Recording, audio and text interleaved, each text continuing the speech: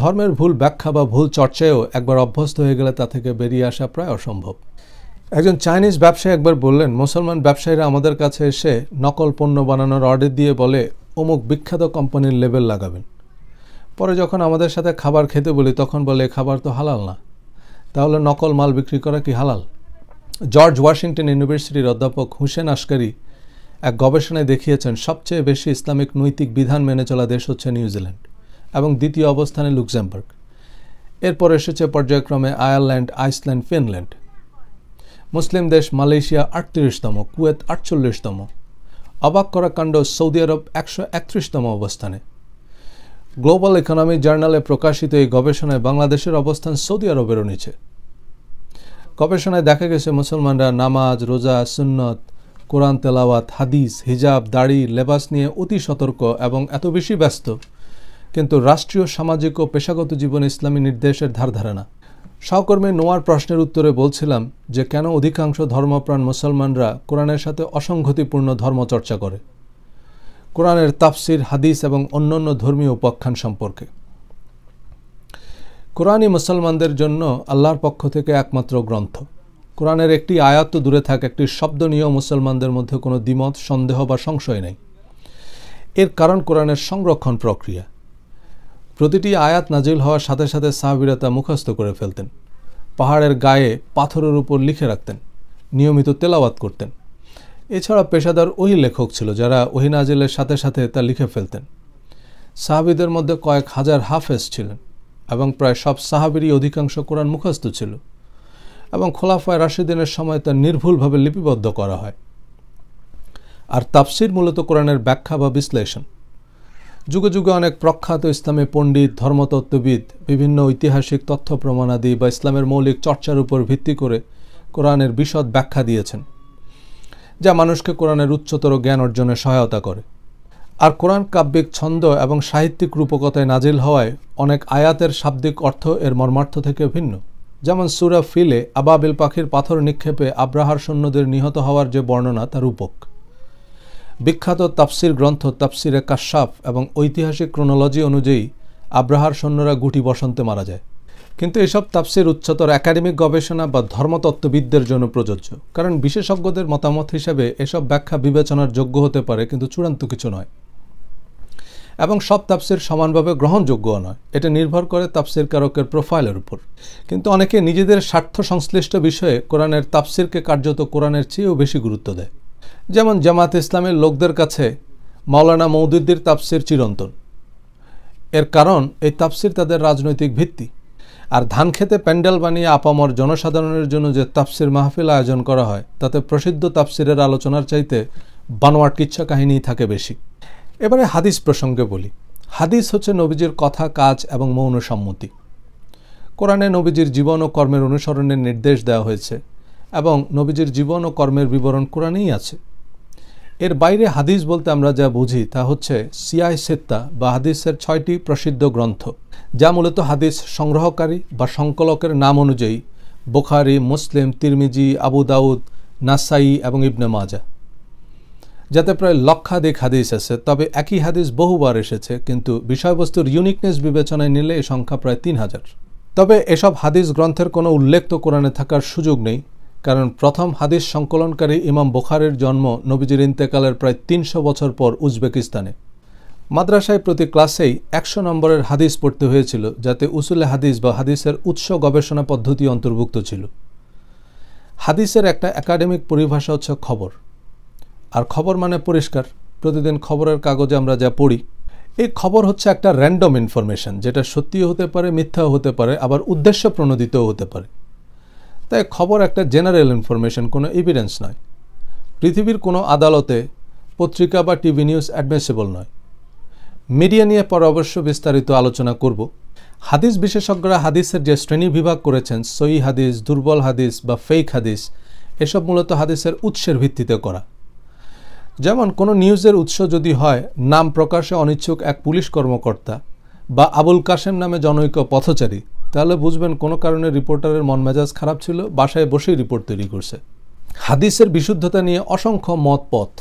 কেউ বুখারী এবং মুসলিম শরীফকেই বিশুদ্ধ মনে করেন এবং মুত্তাফাকুন আলাই বা রাওয়াহুস শাইখাইন ত্যাগ দিয়ে এই হাদিসগুলোকে আলাদা করেছেন।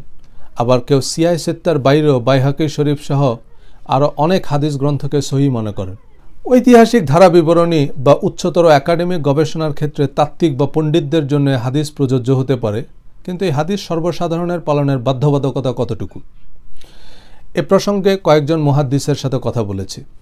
প্রথমত, কোরআনে যেহেতু এসব হাদিস গ্রন্থের স্পেসিফিক উল্লেখ নেই, তাই এসব হাদিস পালনের বাধ্যবাধকতা কতটুকু, কারণ এইসব নবীজির বক্তব্য কিনা তা আমরা শতভাগ নিশ্চিত নই। একটা উত্তর পেলাম, নবীজি হাদিসের কথা বলেছেন বিদায় হজ্জের ভাষণে। প্রথমত, বিদায় হজ্জের ভাষণও তো একটা খবর, আর সেখানে নবীজি তার সুন্নত অনুসরণের যে কথা বলেছেন তা কোরআনের বাইরের কিছু তো হতে পারে না, কারণ তখনও তো এসব হাদিস গ্রন্থ সংকলিতই হয়নি। দ্বিতীয় যে জবাব পেয়েছি, নবীর একটা দায়িত্ব মানুষকে ধর্মীয় রীতিনীতি শিক্ষা দেয়া। প্রথমত, সে শিক্ষা কোরআনের মাধ্যমেই দেয়া হয়েছে।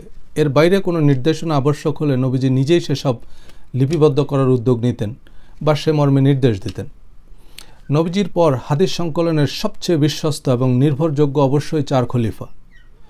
হযরত আবু বকর, ওমর, ওসমান, আলী রাদিয়াল্লাহু তাআলা আনহু ইসলামের প্রচার ও প্রতিষ্ঠায় যে অবদান রেখেছেন, ইসলামের প্রাথমিক দিনগুলোতেই এ 4 জন ইসলাম গ্রহণ করেন এবং নবীজির ইন্তেকাল পর্যন্ত 4 জন ছায়ার মতো সার্বক্ষণিক নবীজির সাথেই ছিলেন।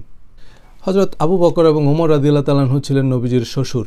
হযরত ওসমান এবং আলী রাদিয়াল্লাহু তাআলা আনহু ছিলেন নবীজির জামাতা। নবীজির ইন্তেকালের পরও এই 4 জন ইসলামের প্রচার ও প্রতিষ্ঠায় সর্বোচ্চ অবদান রেখেছেন। হযরত ওসমানের খেলাফতের সময় মুসলিম বিশ্বের আর্থিক কোষাগারও বেশ সমৃদ্ধ ছিল, কিন্তু তারা হাদিস সংগ্রহ, সংকলন বা সংরক্ষণের কোনো উদ্যোগই নেননি। 300 বছর পর ইমাম বুখারী ও অন্যান্যরা হাদিস সংকলনের প্রয়োজনীয়তা বুঝলেও নবীজি এবং তার প্রধান সহচররা তা বুঝতে পারেননি। তদুপরি অনেক হাদিসের বর্ণনা নবীজির জন্য মর্যাদাহানিকর, আপত্তিকর এবং অশালীন। ধর্মবিদ্বেষীরা এসব হাদিসের ভিত্তিতেই নবীজিকে কটাক্ষ বা বিদ্রূপ করে। তৃতীয় যে উত্তর, সেটি মূলত পাল্টা প্রশ্ন। হাদিস ছাড়া আপনি নামাজ পড়বেন কিভাবে, রোজা রাখবেন কিভাবে? কোরআনে তো এসবের কোনো স্পেসিফিকেশন নেই। তো ইমাম বুখারীর আগে মুসলমানরা নামাজ পড়ছে কিভাবে? আর কোরআনে স্পেসিফিকেশন দেয়া নাই মানে আমরা এখন যেভাবে পড়ছি ঠিক এভাবে বলা নেই। তার অর্থ ঠিক এভাবেই পড়তে হবে এমনটা আল্লাহ স্পেসিফাই করেননি। কিন্তু আমাদের মাথায় কোনোভাবে একটা জিনিস ইনস্টল হয়ে গেলে তার বিকল্প আর ভাবতে পারি না। যেমন কোরআনে নামাজ শব্দটাই নেই, কিন্তু আমরা নামাজ পড়ি। এই নামাজ আমাদের শিখিয়েছে ইরানিরা। তো এই নামাজই যদি নবীজির বা কোরআনের নামাজ হয়, তো তার ফার্সি নামকরণ কেন? আর কোরআন সব প্রশ্নের উত্তর দিতে না পারলে হাদিস কি তা পারছে? না।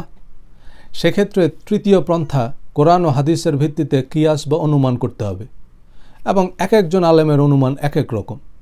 তাই চতুর্থ সমাধান হচ্ছে ইজমায়ে উম্মত বা উম্মতের ঐক্যমত, কিন্তু এটা বাস্তবে হয়নি।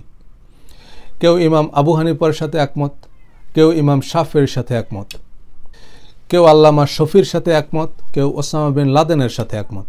এভাবে মুসলমানরা দলে দলে বিভক্ত। আর হাদিসে কি শেষ? এর বাইরে ফাজাইলে তাবলিগ, ফাজাইলে জিকির, ফাজাইলে জিহাদ, বেহেশতি জিওর, নিয়মুল কোরআন, মকসদুল মোমিনিন, হাজারো বই, এবং এসব বইয়ে মন গড়া আমল, দোয়া, তাবিজ আর কিচ্ছা কাহিনীতে ভরপুর, এবং এগুলো আমাদের দেশে কোরআনের চেয়েও জনপ্রিয়, কারণ আমরা অলৌকিক কল্পকাহিনী শুনতে পছন্দ করি। আর আমাদের প্রতিটা প্রশ্নের একটা উত্তর লাগবে, এবং সেই উত্তর থেকে আরও 3টা প্রশ্ন বানাতে হবে। হুজুর, গরুর ল্যাস খাওয়া কি জায়েজ? জায়েজ হলে এটা সুন্নত না মাকরু? মাকরু হলে মাকরুয়ে তাহরিমি না হাকিকি? আর এভাবে সহজ সরল পথকে আমরা কঠিন করছি। পবিত্র কোরআনের সর্ববৃহৎ সূরা হচ্ছে সূরা বাকারা। বাকারা শব্দের অর্থ গরু। এই সূরায় গরু সম্পর্কিত দারুণ শিক্ষণীয় একটি ঘটনার উল্লেখ আছে, এবং সেই ঘটনার প্রেক্ষিতে এই সূরার নামকরণ। বনী ইসরায়েলের অত্যন্ত ধনাঢ্য এবং নেতৃস্থানীয় প্রভাবশালী এক ব্যক্তি গুপ্ত ঘাতকের হাতে খুন হয়। পুলিশ গোয়েন্দা সংস্থা যখন এই খুনের কোনো কুলকিনারা করতে পারল না, তখন তারা হযরত মূসা আলাইহিস সালামকে এসে বলল, আপনি আল্লাহকে জিজ্ঞেস করে বলেন হত্যাকারী কে। হযরত মূসা আলাইহিস সালাম আল্লাহর সাথে কথা বলে এসে জানালেন যে তোমরা একটা গরু জবাই করো এবং তার হাড্ডি দিয়ে মৃত লোকটাকে আঘাত করো, আর ওই লোক জীবিত হয়ে বলে দিবে তাকে কে হত্যা করছে, কেন করছে এবং কিভাবে করছে। খুবই সহজ এবং নির্ভেজাল সমাধান। কিন্তু এত বড় একটা জটিল সমস্যার এত সহজ সমাধান ইসরায়েলিদের পছন্দ হলো না। তারা একের পর এক প্রশ্ন করা শুরু করলো। গরু কি গাই গরু না বলদ গরু? গরুর বয়স কত হতে হবে? রং কেমন? শিং কেমন? আর হজরত মুসা আলাইহিস সালাম আল্লাহর সাথে কথা বলে এসে একে একে উত্তর দিচ্ছেন। এক পর্যায়ে দেখা গেল এই স্পেসিফিকেশনের গরু খুঁজে পাওয়াই প্রায় অসম্ভব, কিন্তু তাদেরকে জাস্ট একটা গরু জবাই করতে বলা হয়েছিল। কিন্তু তারা জিনিসটাকে কঠিন করলো, কারণ ওই যে the most complicated skill is to be simple. তাই সহজ করে ভাবুন, ভাবা প্র্যাকটিস করুন। সহজ করে ভাবলেই দেখবেন জীবন অনেক সহজ। নোয়ার সাথে অনেক দিন যোগাযোগ নাই, আশা করি ভালোই আছে। আগামী ভিডিওতে মনোভাব তৈরিতে রাজনৈতিক পরিবেশের ভূমিকা নিয়ে কথা বলবো। ভালো থাকবেন, ধন্যবাদ।